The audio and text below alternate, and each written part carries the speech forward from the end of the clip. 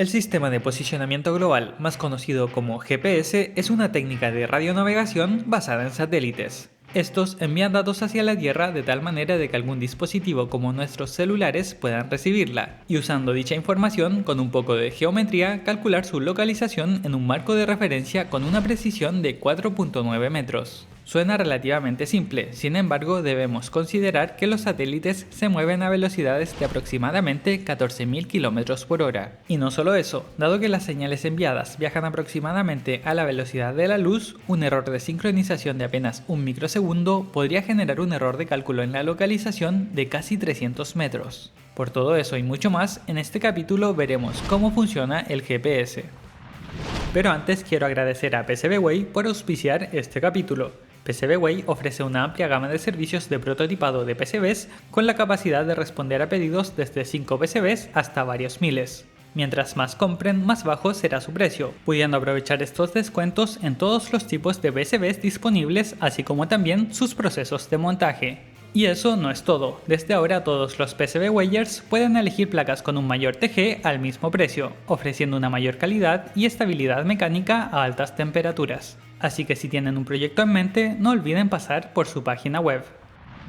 Lo primero que debemos aclarar antes de entrar en más detalle es que el GPS es una tecnología desarrollada por el Departamento de Defensa de los Estados Unidos, y ese nombre hace referencia únicamente al conjunto de satélites que ellos manejan. En realidad, el nombre genérico de esta tecnología es GNSS, o Sistema Global de Navegación por Satélite, y existen varias otras redes de satélites similares, como por ejemplo GLONASS de Rusia, Galileo de la Unión Europea, Navig de India y Beidou de China. Sacando eso del camino, el concepto clave en el cual se basa el funcionamiento del GPS es la trilateración, un método matemático para determinar las posiciones relativas de objetos usando geometría. Supongamos que tenemos un teléfono y un satélite en un plano. Por un lado, la información que conocemos es la posición del satélite y la distancia a la cual éste se encuentra del teléfono, mientras que por otro lado, la información que queremos obtener es la localización del teléfono. Utilizando un único satélite existirán infinitas posibles localizaciones en las cuales podría estar el teléfono, debiendo encontrarse en algún punto de esta circunferencia. Si consideramos un segundo satélite para el cual nuevamente conocemos su localización y la distancia entre este y el teléfono, las cosas mejorarían un poco. Esta vez, los únicos lugares en los cuales el teléfono podría encontrarse es en los puntos en que las circunferencias se intersecan, es decir, existen dos posibles lugares.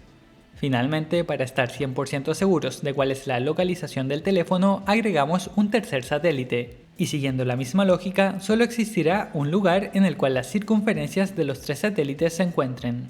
Ahora, entendiendo esto, veamos qué pasaría en un ejemplo más cercano a la realidad al considerar una tercera dimensión. Esta vez, los posibles lugares en los cuales se podría encontrar el teléfono alrededor del satélite ya no serán una simple circunferencia, sino una esfera. Y debido a esto, volveremos a perder la claridad de la posición del teléfono. Tal como lo podemos ver en este ejemplo, existirán dos puntos en el espacio en los cuales las tres esferas se intersecan, y similar a como lo hicimos anteriormente, la forma de eliminar esta incertidumbre es agregando un satélite más que nos entregue información de su posición y distancia. Considerando todo esto, solo nos falta un detalle para llevar este modelo matemático a la realidad, un sistema de coordenadas que permita determinar la localización de cualquier punto a lo largo de nuestro planeta. En particular, el sistema utilizado por el GPS se llama World Geodetic System 1984 o simplemente WGS-84. En este, el origen del sistema de coordenadas por el cual pasarán todos los ejes corresponde al centro de masa de la Tierra. El eje Z corresponde al polo terrestre convencional. El eje X corresponde a la intersección entre el plano ecuatorial del polo terrestre convencional y el meridiano de Greenwich. Y finalmente, el eje Y corresponde al producto cruz entre el eje Z y el eje X. Ahora, volviendo un poco atrás, si solo necesitamos la información de 4 satélites para conocer la posición de un receptor, ¿por qué hay 31 satélites operacionales actualmente? Existen principalmente dos razones.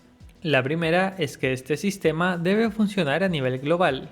Debemos recordar que la localización de los receptores debe obtenerse a lo largo de la superficie terrestre, y las señales emitidas por los satélites pueden ser recibidas por ellos solo mientras tengan una línea directa de comunicación. De esta forma, al posicionar como mínimo 24 satélites a cerca de 20.000 kilómetros de altura, que además se mueven en 6 órbitas alrededor del planeta Tierra, se asegura que cada receptor tenga al menos 4 satélites visibles en cada momento, sin importar el lugar en que se encuentre. Y la segunda razón es la robustez de la información disponible. Una mayor cantidad de satélites permite tener más información de la necesaria, haciendo que el sistema tenga una mayor robustez en los cálculos en caso de que se perdiera alguno de los satélites o las señales tuvieran algún error. Llegado a este punto, pareciera que la mayor complejidad de este tipo de sistemas recae en las matemáticas, pero la verdad es que aún tenemos otro problema. En los ejemplos anteriores les dije que conocíamos la localización de los satélites y la distancia existente entre ellos y el receptor. Sin embargo, en realidad la distancia debe ser calculada utilizando otra información. Si consideramos que el satélite envía una señal electromagnética hacia el receptor y esta señal viaja a la velocidad de la luz, es decir, aproximadamente 300.000 km por segundo, entonces podemos calcular la distancia entre ellos midiendo el tiempo de viaje de la señal. Aunque para calcular el tiempo de viaje de la señal solo debemos conocer el tiempo exacto en que la señal es emitida por el satélite y en que ésta llega al receptor, lo anterior no es para nada fácil, pues debemos considerar múltiples variables que pueden afectar los resultados de ese cálculo. Algunos de los más importantes son el nivel de precisión de los instrumentos, la desincronización de los relojes debido a la dilatación del tiempo explicada por la teoría de la relatividad de Albert Einstein, y el efecto de las capas atmosféricas. En primer lugar, respecto a la precisión de los instrumentos, dado que las señales viajan a la velocidad de la luz, debemos utilizar un reloj con la suficiente resolución para calcular la distancia de una manera precisa. Para dar un ejemplo concreto, dado que las señales viajan a 300.000 km por segundo, una diferencia de apenas un microsegundo en las mediciones significaría un error de 300 metros en el cálculo de la distancia. La solución a este problema es utilizar relojes atómicos con resoluciones que llegan a los nanosegundos, con lo cual se tendría en teoría errores máximos de aproximadamente 30 centímetros por nanosegundo de diferencia. Un error totalmente aceptable para un sistema de geolocalización. La segunda variable que se debe considerar es la sincronización de los relojes. Supongamos que tenemos dos relojes atómicos, uno en el receptor, sobre la Tierra, y otro dentro del satélite. Debido a la alta velocidad que se mueve uno respecto del otro y a la perturbación de la masa de la Tierra sobre el espacio-tiempo, se deben considerar los efectos de la relatividad del tiempo. En concreto, aun cuando ambos relojes hayan iniciado completamente sincronizados, luego de solo un día existirá una diferencia de 38.4 microsegundos entre sus valores. Un error de este tipo en el cálculo de la distancia entre el satélite y el receptor significaría una diferencia de varios kilómetros, y más aún, este error se seguiría acumulando mientras más tiempo pase. Por suerte, gracias a que se conoce la teoría de la relatividad, es posible predecir con suficiente precisión la desincronización del tiempo y así ajustar electrónicamente los valores entregados por el reloj atómico. Finalmente, el tercer elemento que debemos considerar en el cálculo de la distancia es el efecto de las capas atmosféricas, o mejor dicho, de la refracción de las señales al pasar a través de ellas. Tal como ocurre cuando vemos a través de un vaso de agua y la luz es distorsionada, cuando una señal es enviada por un satélite a 20.000 km de altura, esta debe pasar desde el vacío del espacio por cada una de las capas de la atmósfera antes de finalmente llegar al receptor.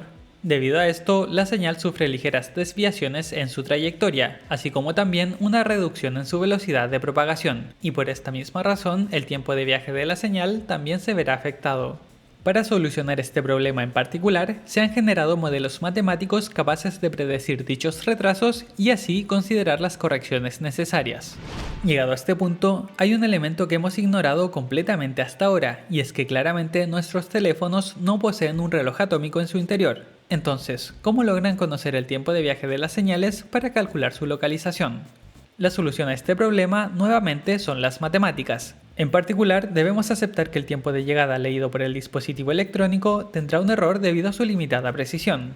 Y como este error en el tiempo de llegada es el mismo para las señales de todos los satélites, podemos usar matemáticas para estimarlo. Es decir, este error se convierte en una incógnita a determinar. Así tendremos 4 incógnitas, las 3 coordenadas espaciales y el error temporal. Luego, utilizando la información de al menos 4 satélites, es posible utilizar la técnica matemática conocida como mínimos cuadrados, la cual de manera muy simplificada encuentra dichas incógnitas al preguntarse qué valores deben tener para que las ecuaciones que describen a las esferas posean el mínimo error posible. Si les gustó este video y quieren saber cómo las señales del GPS llegan desde el espacio a nuestros teléfonos, les recomiendo ver también mi video sobre cómo funcionan las antenas. Eso es todo por ahora y nos vemos en el próximo capítulo.